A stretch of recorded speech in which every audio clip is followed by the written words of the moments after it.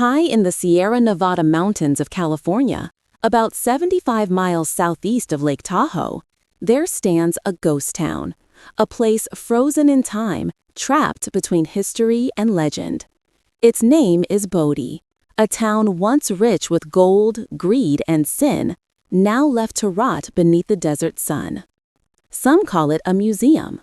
Some call it a monument to America's wild past. But others call it cursed, because those who visit Bodie, or worse, take something from it, claim to suffer terrible luck, broken bones, lost jobs, sudden illness, until the day they send whatever they stole back. Tonight, we travel to the heart of the American West to uncover the rise, the fall, and the haunting afterlife of the cursed ghost town of Bodie. The story begins in the year 1859. A prospector named William S. Bodie and his small group of miners stumbled upon a glint of gold in the dry hills of eastern California. It was a small discovery, barely enough to fill a pouch, but to gold seekers, even a single sparkle meant hope. Bodie had big dreams, a new settlement, a new gold rush, maybe even a town named after him. But before his dream could take shape, tragedy struck. That same winter, Bodie was caught in a sudden snowstorm while traveling back to camp, and he froze to death. He never lived to see the booming town that would one day bear his name. Years later, miners found more gold near the same spot. They named the new settlement Bodie, a slight misspelling of its founder's name, as if fate had already twisted the story.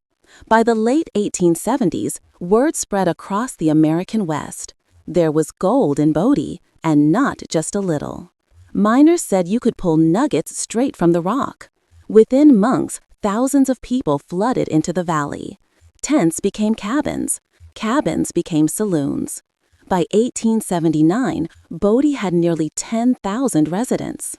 There were over 60 saloons, dozens of brothels, gambling halls, a red light district, and even a Chinatown.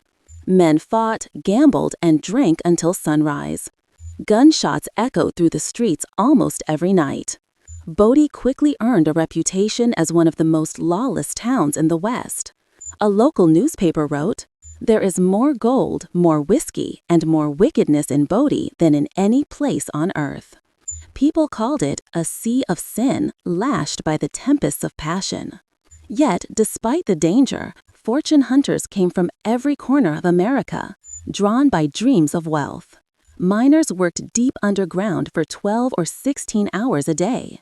Families settled. Merchants sold everything from mining gear to imported whiskey.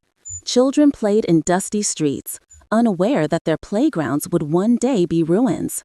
For a brief moment, Bodie glowed with life, a place of hope, greed, and restless ambition. But gold rush towns always had a dark heartbeat, and Bodie was no different. Every night, drunken fights erupted. Jealousy, greed, and desperation turned neighbors into enemies. There were murders over gambling debts, over women, even over stolen gold dust. Local legends say every morning the undertaker's wagon rolled down the street collecting the bodies of those who didn't make it through the night.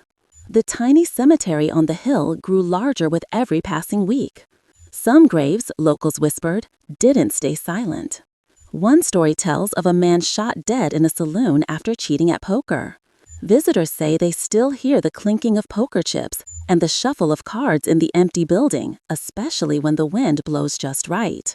Another tale speaks of a woman who ran a small boarding house.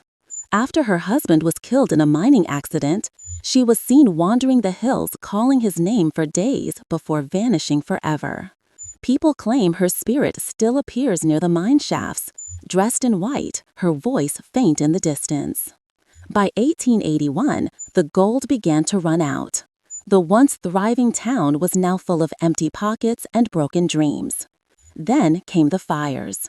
The first great fire struck in 1892, destroying half the town.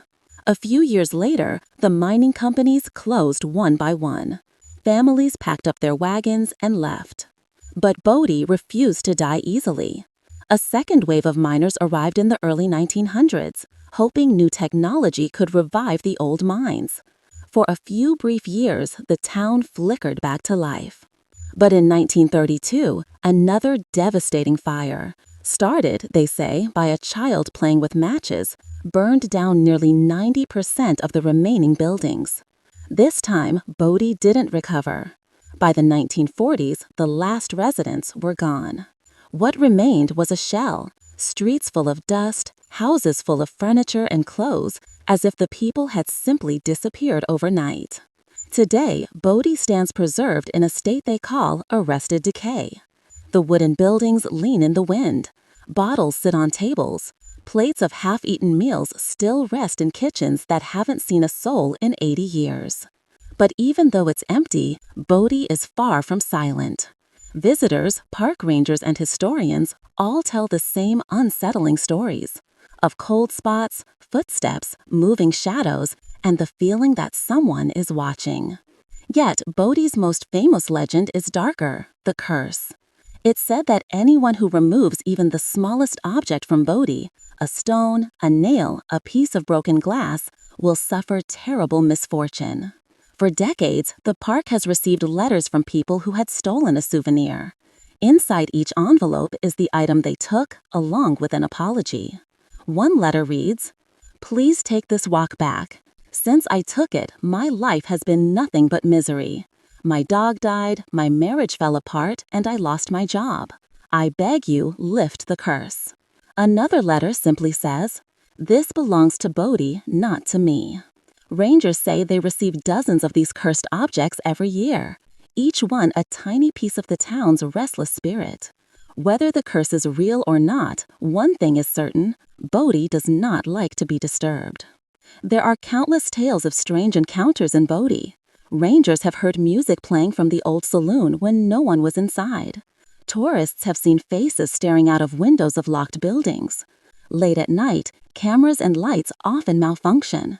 Batteries drained instantly, as if something unseen feeds on the energy. One of the most famous spirits said to haunt the town is that of a little girl who lived in a boarding house and died of illness in the 1880s. Visitors say they still hear her crying softly near the stairs, sometimes calling for her mother. Another is the ghost of a watchman who patrols the streets. Some tourists have even spoken to him, a tall man in old Western clothes giving directions or warnings, only to find out later there are no actors or guides dressed like that in Bodie. And then there's the Cane House, one of the best preserved buildings in the town. Guests who've stayed there report being pushed, touched, even slapped by unseen hands. One ranger described hearing a woman's angry voice whispering, "Get out." Locals believe she was a jealous spirit, the wife of a miner who caught him cheating, murdered him, and took her own life. Her spirit, they say, never forgave anyone who disrespected her home. Today, Bodie is a state historic park, visited by hundreds of thousands of people each year. But the state keeps it in the same crumbling condition they found it in. No restoration, only preservation. They call it arrested decay. Everything remains exactly as it was. The dust, the cobwebs, the broken glass, the old furniture, even the bullet holes in the saloon walls. It's like walking through time itself, like stepping into a frozen photograph from the 1800s. But as you walk through those quiet streets, you can't help but feel watched. Every creak of a floorboard, every whisper of wind through the wooden planks feels alive. Maybe it's just the power of suggestion, or maybe Bodie really doesn't sleep. Many visitors report a strange sense of sadness or heaviness after leaving. Some say they dream of the town for nights afterward, of the church bell ringing, or the sound of boots walking behind them. Even rangers who've worked there for years admit, you can laugh at the stories during the day, but when the sun goes down, you start to wonder who else is still here. Bodie is more than a ghost town. It's a mirror reflecting both the best and worst of human nature. It tells a story of ambition, greed, tragedy, and the price we pay for chasing gold. It reminds us that every dream built on desire eventually fades, leaving behind nothing but echoes. Maybe the curse of Bodie isn't just superstition. Maybe it's a reminder that some things are meant to stay where they belong.